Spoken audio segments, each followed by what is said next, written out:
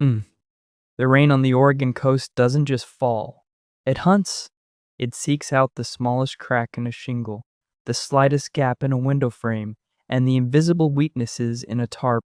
Juliet Higgins stood on the rotting cedar planks of her wraparound porch, a steaming mug of black coffee warming her calloused hands. It was only late October, but the sky over Neahkani Mountain was a bruised, relentless purple. Below her, the Pacific Ocean churned like a washing machine full of slate. But Juliet wasn't looking at the ocean. She was staring at the sodden, ruined pile of Douglas firs sitting 20 yards from her front door. Last winter, that woodpile had nearly cost her life. She had tried everything: heavy-duty tarps, bungee cords, corrugated tin sheets, but the coastal wind had ripped them away in the dead of night. The rain had soaked the wood to its core. For 3 months, Juliet had huddled in her inherited A-frame cabin, burning wet, hissing wood that produced more blinding smoke than heat, coughing until her ribs ached, wrapped in 3 layers of sleeping bags. She could not survive another winter like that. The cabin was all she had left. When her marriage to Thomas Fletcher imploded 14 months ago, she was left with nothing but a mountain of legal fees, and the deed to this isolated property, a place Thomas had always despised. During the divorce, Thomas, a charismatic, ruthlessly successful commercial real estate developer in Portland, had somehow produced financial records showing he was practically bankrupt. The judge had bought his story of failed investments and market crashes. Juliet walked away with the off-grid cabin and the crippling property tax debt attached to it. "You'll be gone by January," Thomas had whispered in the courthouse hallway, adjusting his perfectly tailored charcoal suit. "You don't have the spine for the cold, Juliet. When you default, the bank will take it. And I'll be waiting." Juliet took a sip of her coffee, the bitter liquid burning her throat. "I am not leaving," she thought. She looked down at the ground beneath her boots. The cabin sat on a steep incline, perched on massive, creosote-treated timber pilings. The front of the cabin was ground level, but the back jutted out over the slope. Beneath the floorboards was a dark, cramped crawlspace, choked with thorny blackberry brambles and decades of accumulated dirt. An idea began to form. It was crazy. It was dangerous. But if she excavated the earth beneath the cabin, terraced the slope, and built retaining walls, she could create a massive, dry, impenetrable room directly under her living room, a shed beneath the cabin.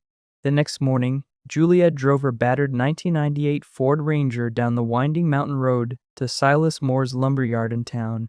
Silas, a man who looked like he had been carved out of a redwood log himself, raised an eyebrow as Juliet dropped a hand-drawn blueprint on his counter. "You want 30 pressure-treated 4x4s, 100 feet of 6mm vapor barrier, and 50 bags of Quickrete?" Silas asked, pushing his wire-rimmed glasses up his nose. "Juliet, what exactly are you building up there?" "A bunker, a woodshed," Juliet said, her voice steady. "Underneath the house." Silas frowned, leaning heavily on the counter. "You start digging around those load-bearing pilings, you could compromise the foundation.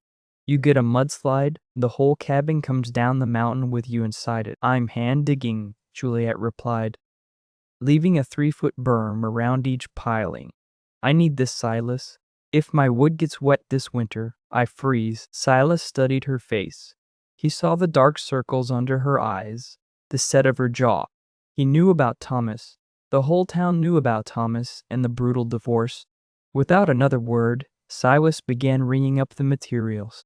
"I'll deliver it tomorrow. And Juliet, you need a hydraulic jack if you're going to shore up those joists. I'll lend you mine." The work began on a Tuesday. Armed with a heavy pickaxe, a flathead shovel, and a rusty wheelbarrow, Juliet descended into the gloom beneath the cabin. The space was barely 4 feet high at the deepest point. She had to work on her knees, striking the hard-packed earth, scooping it into the wheelbarrow, and hauling it out to dump down the ravine. For the first 2 weeks, it was pure agony. Her hands tore open, bleeding into her work gloves, until calluses formed like armor over her palms. Her lower back screamed in protest every time she moved. The dirt was heavy, laced with river rock and thick, stubborn roots that she had to hack through with a hatchet.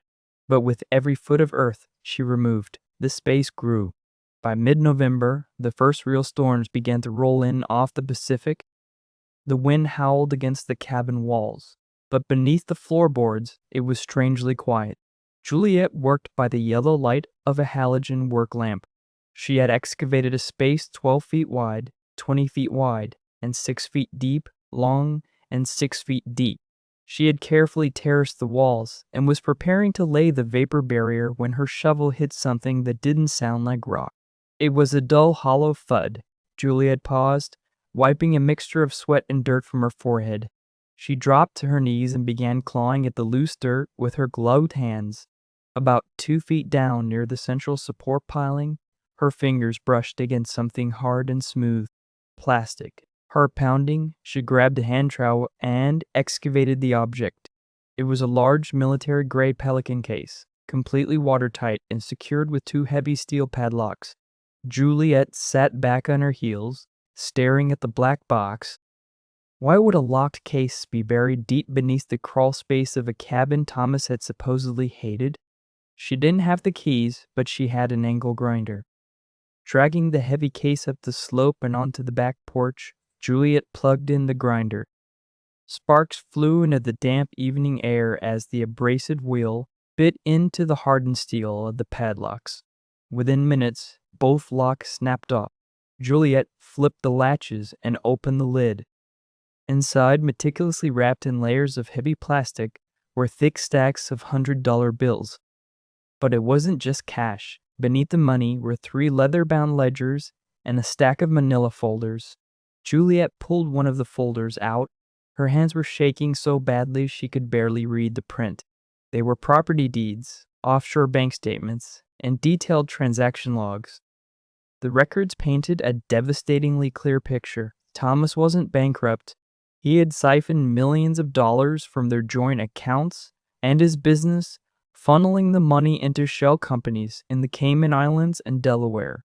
He had buried his contingency fund, his safety net, right beneath the cabin he was trying to force her out of. He hadn't left her the cabin out of spite. He had left her the cabin because it was his vault, and he needed her to freeze, fail, and forfeit the property to the bank so he could sweep in and reclaim it through an anonymous LLC, entirely bypassing the divorce settlement. A cold fury settled in Juliet's chest. It was a completely different kind of cold than the Oregon winter.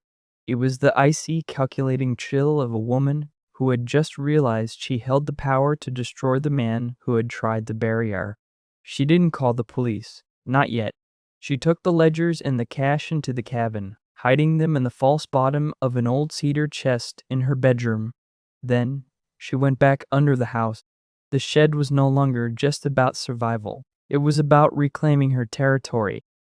Over the next 3 weeks, fueled by a terrifying, boundless energy, Juliet built the shed. She laid the thick vapor barrier, poured concrete footers, and installed heavy 4x4 retaining walls.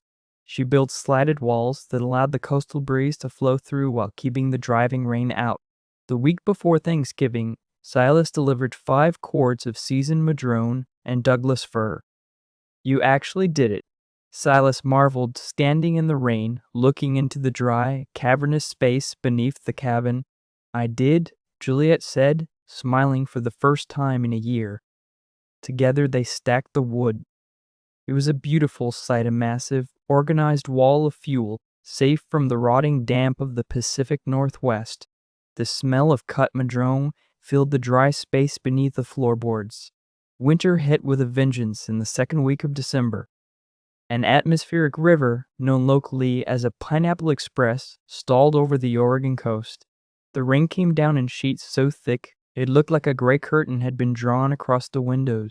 The wind snapped pine trees like toothpicks, and by 4:00 p.m. on a Tuesday, the power grid failed.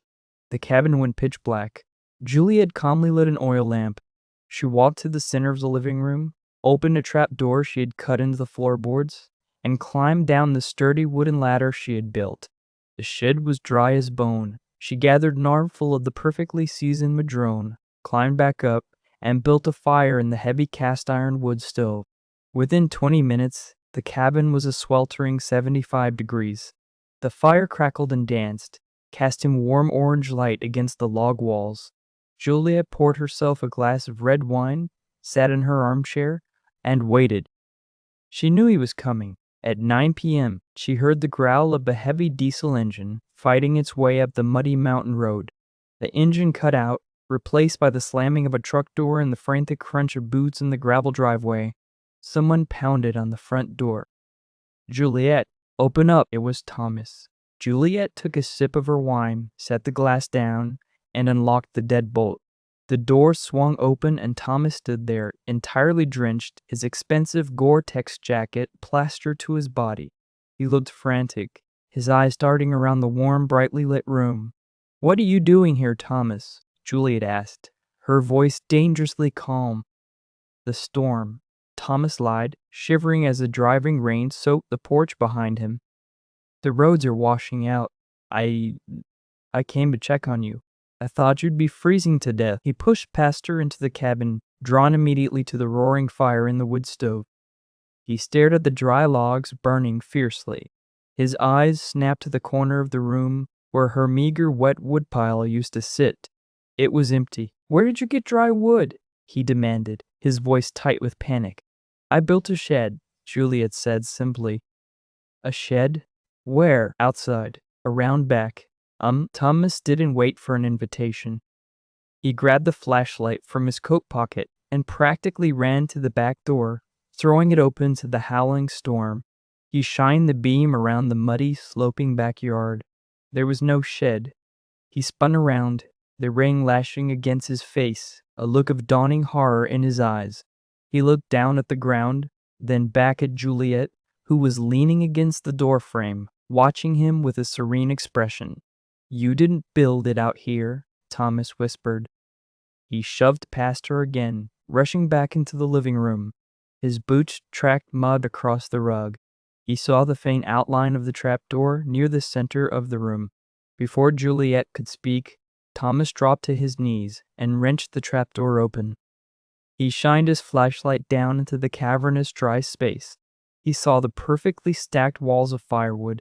He saw the concrete footers. He saw the terraced earth. And he saw the massive hole near the center piling, exactly where he had buried his life insurance. Thomas slowly stood up, turning to face Juliet. The handsome, arrogant facade had completely melted away, leaving only a desperate, feral animal. "Where is it?" he hissed, taking a step toward her. Juliet didn't flinch. She reached into the pocket of her thick wool cardigan and pulled out a single sheet of paper. She handed it to him. Thomas snatched it. In the flickering light of the fire, he read the document. It was a photocopy of one of the ledger pages detailing a transfer of $400,000 to an account in the Cayman Islands. At the bottom of the page, Juliet had written, "The IRS Criminal Investigation Division in Portland received the originals via certified mail 3 days ago, along with the cash." Thomas stared at the paper, his mouth opening and closing soundlessly. The color drained from his face until he looked like a corpse. "You dug it up," he whispered, his voice cracking. "You ruined me." "No, Thomas," Juliet said softly, walking over to the wood stove and tossing another dry log into the flames. "You buried your own trap. I just built a shed over it." Thomas lunged at her, a guttural scream tearing from his throat, but he never made it across the room. The exhaustion of the drive, the shock of the discovery, and the sheer overwhelming reality of his impending imprisonment seemed to hit him all at once. He tripped over the edge of the open trapdoor and crashed heavily onto the floor, his shoulder slamming into a heavy oak coffee table. He lay there, gasping for breath, clutching his arm, staring up at the woman he thought he had broken. "Get out of my house," Juliet said. "The roads are flooded," Thomas groaned, struggling to sit up. "I can't make it down the mountain in the dark. My truck will slide off the ravine." "Then you better start walking very carefully," Juliet replied.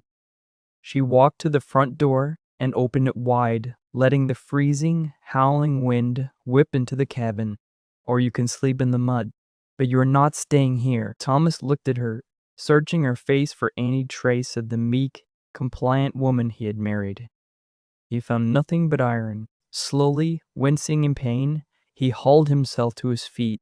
Without another word, he walked out the door and into the blinding rain. Juliet locked the deadbolt, threw the heavy chain, and shut the trapdoor. The next morning, the storm broke. The sky over Nate County Mountain was a crisp, brilliant blue. Juliet walked out onto her back porch. The world was washed clean.